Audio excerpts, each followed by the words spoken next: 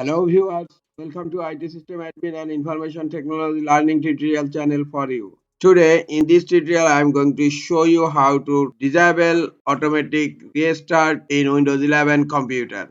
Sometimes it becomes very important for you, so don't forget to watch full video. To disable automatic restart on Windows 11 computer, click on Start menu. In search, type Advanced System Settings. Now click on View Advanced System Settings. System Properties has been opened, and then click on Advanced tab.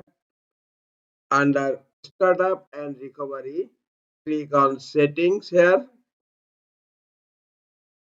Here under System Failure, you will find an option Automatically Restart, and by default it's turned on.